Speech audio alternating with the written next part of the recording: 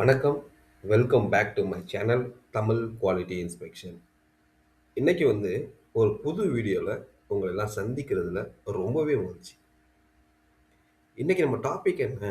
எத பத்தி பார்க்க போறோம் அப்படின்னா, இந்த டூப்ளெக்ஸ் ஸ்டெயின்லெஸ் ஸ்டீல்ல சிக்மா ஃபேஸ் அப்படின்னு ஒண்ணு ஃபார்ம் ஆகும். ஸோ அது எப்படி ஃபார்ம் ஆகுது? இந்த சிக்மா ஃபேஸ்னா என்ன? அதனால இந்த டூப்ளெக்ஸ் ஸ்டெயின்லெஸ் ஸ்டீல்ல என்னென்னலாம் நடக்கும்? என்ன அஃபெக்ட் ஆகும்? அப்புறம் அதை எப்படி ப்ரிவென்ட் பண்றது? இதைத்தான் இந்த வீடியோவில் பார்த்து தெரிஞ்சுக்க போகிறோம். வாங்க வீடியோக்குள்ளே போகலாம். ஸோ ஃபர்ஸ்ட் இந்த சிக்மா ஃபேஸ்னால் என்னன்னு தெரிஞ்சுக்கணும். இந்த சிக்மா ஃபேஸ்னால் என்ன அப்படின்னா, ஒரு ஹார்ட் பிரிட்டில் இன்டர்மெட்டாலிக் ஃபேஸ். சரிங்களா? இதை நம்ம எப்படி சொல்லலாம், ஒரு ஹார்ட் அண்ட் பிரிட்டில் சாலிட் ஒரு பார்ட்டிகல்ஸ் தான் இந்த சிக்மா ஃபேஸ். ஓகேங்களா?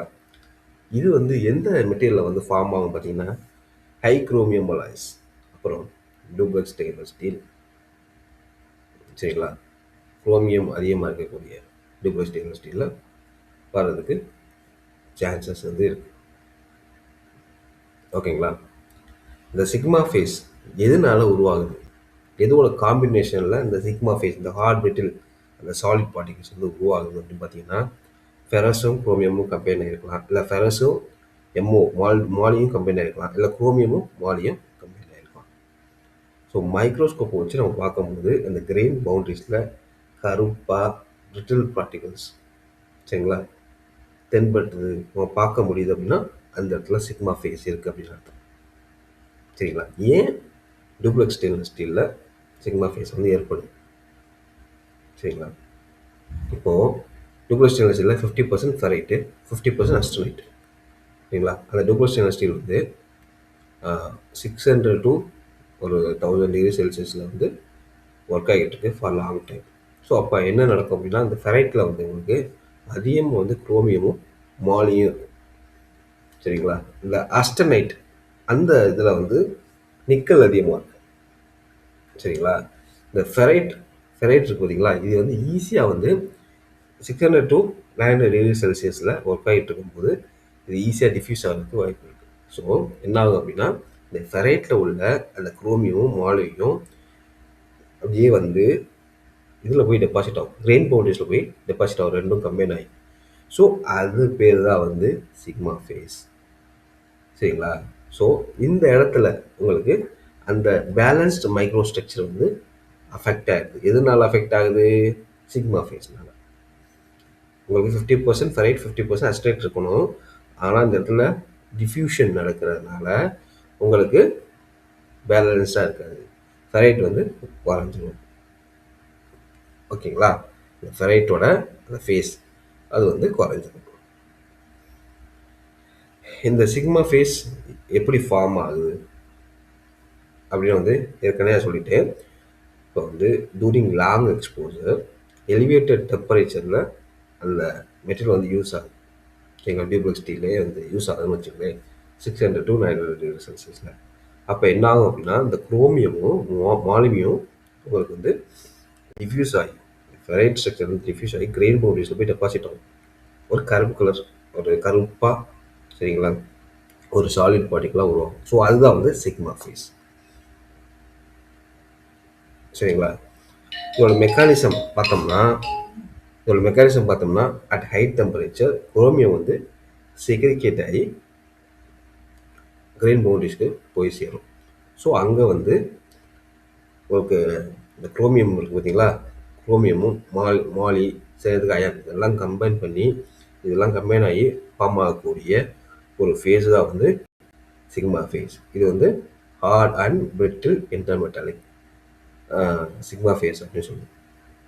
சரிங்களா? அதுக்கு பக்கத்தில் உள்ள ஏரியா எல்லாமே குரோமியம் அளவு குறைஞ்சிருக்கும். ஏன்னா எல்லா குரோமியம் இங்கே ஜாயின் ஆயிடுச்சா. ஸோ குரோமியம் பற்றாக்குறை இருக்கும், டிப்ளீஷன். சரிங்களா? உங்களுக்கு அந்த இடத்துலலாம் குரோமியம் பற்றாக்குறை இருக்கும். அதனால் உங்களுக்கு கரோசன் ஆகிறதுக்கு வாய்ப்பு இருக்குது. இது ஒன்று. சரிங்களா? டக்டிலிட்டி குறையிறதுக்கு வாய்ப்பு இருக்குது, டஃப்னஸ் குறையிறதுக்கு வாய்ப்பு இருக்குது. ஏன்னா இந்த இடத்துல உங்களுக்கு hard and brittle material so உங்களுக்கு டக்டிலிட்டி குறைய வாய்ப்பு இருக்குது. அதுக்கப்புறம் டஃப்னஸ் குறைய வாய்ப்பு இருக்குது. இந்த சிக்மா ஃபேஸ் வந்து ஃபார்ம் ஆகிடுச்சு. ஸோ இந்த சிக்மா ஃபேஸ் எதனாலலாம் ஃபார்ம் ஆகுதுன்னா, குரோமியமோட அளவும் மாலியோட அளவும் அதிகமாக இருக்கக்கூடிய ஸ்டீல்ஸ்லாம் வந்து இந்த பிரச்சனை வந்து வர்றதுக்கு வாய்ப்புகள் இருக்குது. சரிங்களா? அதே மாதிரி ஸோ குரோமியமும் மாலியும் அதிகமாக இருந்து, சரிங்களா, லாங் எக்ஸ்போசரில் வந்து டெம்பரேச்சர் எக்ஸ்போசரில் ஒரு 600 to 900 டிகிரி செல்சியஸ் எக்ஸ்போசரில் வந்து யூஸ் ஆகிட்டு இருக்குன்னா உங்களுக்கு சிக்மா ஃபேஸ் வரும்.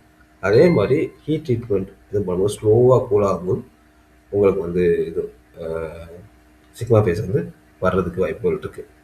அதனால தான் வந்து இந்த சொல்யூஷன் ஹேண்ட்லிங், அதுக்கப்புறம் வாட்டர் கொஞ்சம் உடனே பண்ணிடுவோம். ஸோ அதை வந்து அந்த வர ஃபார்ம் ஆகாமல் இருக்கிறதுக்காக நம்ம பண்ணுறோம். சரிங்களா? இப்போ வந்து உங்களுக்கு நிக்கல் கண்டென்ட் அதிகமாக இருந்துச்சுன்னா வராது. இப்போ நிக்கல் கண்டென்ட் வந்து கம்மியாக இருந்துச்சு அப்படின்னா கண்டிப்பாக வந்து அது வந்து சிக்மா ஃபார்மேஷனை வந்து ப்ரொமோட் பண்ணும். ஓகேங்களா? புரிஞ்சா? இப்போ பார்த்தீங்கன்னா இது அஸ்டனைட், சரிங்களா, ஃபெரைட்டு. அதோட பவுண்ட்ரிஸில் பார்த்தீங்கன்னா இந்த கருப்பு கருப்பாக இருக்குது பார்த்தீங்களா, இதுதான் வந்து சிக்மா ஃபேஸ். இது நீங்கள் பார்த்தீங்கன்னா குரோமியம், மாலி அதெல்லாம் கம்பைன் ஆகி ஒரு ஒரு பார்ட்டிகல்ஸ், சாலிட் பார்ட்டிகல்ஸ் ஃபார்ம் ஆகிருக்கும் கிரெயின் பவுண்டரிஸில். ஸோ அது பேர் தான் வந்து சிக்மா ஃபேஸ். சரிங்களா? இதனால் என்ன விளைவுகள் வந்து ஏற்படும் அந்த மெட்டீரியலுக்கு அப்படின்னு பார்த்தீங்கன்னா, டக்டிலிட்டி குறையும், டஃப்னஸ் குறையும். ஸோ அதுக்கப்புறம் இந்த கரோசன் ரெசிஸ்டன்ஸ், அந்த குரோமியம் வந்து டெப்ளிட்டட் நியர் அந்த கிரெயின் பவுண்டரிஸ் பக்கத்தில் உள்ள ஏரியாலெலாம் வந்து குரோமியமோட அளவு குறையிறதுனால கரோசன் வர்றதுக்கு வாய்ப்புகள் இருக்குது. ஸோ இந்த மெட்டீரியல் இருக்குது பார்த்தீங்களா, அந்த கிரெயின் பவுண்டரிஸ் இருக்கக்கூடிய அந்த சாலிட் ஃபேஸ், இது வந்து ஹார்டாகவும் இருக்கும், பிரிட்டலாகவும் இருக்கும். ஸோ சிக்மா ஃபேஸ் ஏற்படுச்சு அப்படின்னா உங்களுக்கு வந்து ஹார்ட்னஸ் வந்து இன்க்ரீஸ் ஆகும். சரிங்களா? ப்ராக்டிக்கலாக வந்து சொன்னோம், டூப்ளெக்ஸ் ஸ்டெயின்லெஸ் ஸ்டீல் வந்து நமக்கு வந்து வெல்ட் பண்ணும்போது, அதே மாதிரி லாங் சர்வீஸில் வந்து ஹை டெம்பரேச்சரில் யூஸ் பண்ணும்போதும் உங்களுக்கு வந்து இந்த சிக்மா ஃபார்மேஷன் வந்து ஏற்படும். ஸோ சிக்மா ஃபார்மேஷன் ஏற்பட்டுச்சு அப்படின்னா அங்கே வந்து ஸ்ட்ரெஸ் வந்து ஆக்ட் ஆகுதுன்னா உங்களுக்கு கிராக்கோ ஃபெயிலியரோ வர்றதுக்கு வாய்ப்புகள் இருக்குது. ஸோ இப்படி தான் வந்து அந்த மெட்டீரியல் வந்து டிகிரேட் ஆகுது. ஓகேங்களா? எப்போ வந்து இந்த சிக்மா ஃபேஸ் வந்து occur ஆகும்? ஸோ இந்த மாதிரி கண்டிஷனில் வெல்லிங் ஜாயிண்ட் அப்போ வெல்ட் பண்ணும்போது, அப்புறம் வந்து அந்த காமனாக வந்து 600 to 950 டிகிரி செல்சியஸில் வந்து யூஸ் ஆகும்போது, அப்புறம் ஸ்லோவாக வந்து கூலிங் நடக்கும். புரியுதா? இதை வந்து நம்ம எப்படி கண்டுபிடிக்கிறது அப்படின்னு பார்த்தீங்கன்னா, நார்மல் மைக்ரோஸ்கோப் வச்சு கண்டுபிடிக்கலாம். ஸோ இந்த கிரெயின் பவுண்டரிஸில் உங்களுக்கு பார்த்தீங்கன்னா irregular dark needle like particles வந்து தெரியும். ஸோ அதுதான் வந்து இந்த சிக்மா ஃபேஸ். சரிங்களா? புரிஞ்சா? அதுக்கப்புறம் இதை எப்படி ப்ரிவென்ட் பண்ணுறது அப்படின்னு பார்த்தீங்கன்னா, நம்ம வந்து டூப்ளெக்ஸ் ஸ்டெயின்லெஸ் ஸ்டீலில் இப்போது அந்த ப்ரோலாங் எக்ஸ்போசரை வந்து நம்ம அவாய்ட் பண்ணிடலாம். சரிங்களா? ஸோ அந்த இதுக்கு நம்ம யூஸ் பண்ணக்கூடாது. அப்புறம் வந்து சொல்யூஷன் ஹேண்ட்லிங் பண்ணும்போது ரேப்பிடாக வந்து கூல் பண்ணணும். சரிங்களா? ரிசைன் பண்ணிட்டு உடனே வந்து ரேப்பிட் கூலிங் வந்து பண்ணணும். அதே மாதிரி இந்த குரோமியம், நிக்கல், மாலி அதை வந்து நம்ம வந்து பேலன்ஸாக கண்ட்ரோல் பண்ணணும் அப்படின்னு இதை வந்து அவாய்ட் பண்ணலாம். அதே மாதிரி பிடபிள்யூஹெச்டி எங்கெங்கெல்லாம் தேவைப்படுதோ பெர்ஃபார்ம் ஆகணும், இதை நம்ம வந்து ப்ரிவென்ட் பண்ணலாம். சரிங்களா? இதுதான் வந்து சிக்மா ஃபேஸ் அதுக்குள்ளே உள்ள எக்ஸ்ப்ளனேஷன். ஐ திங்க் இந்த வீடியோ வந்து உங்களுக்கு பிடிச்சின்னு வைக்கிறேன். பிடிச்சிருந்தால் லைக் பண்ணுங்கள், ஷேர் பண்ணுங்கள், கமெண்ட் பண்ணுங்கள். அடுத்த ஒரு நல்ல டாப்பிக்கில் வந்து உங்களை வந்து சந்திக்கிறேன். Until bye bye, take care, see you, bye.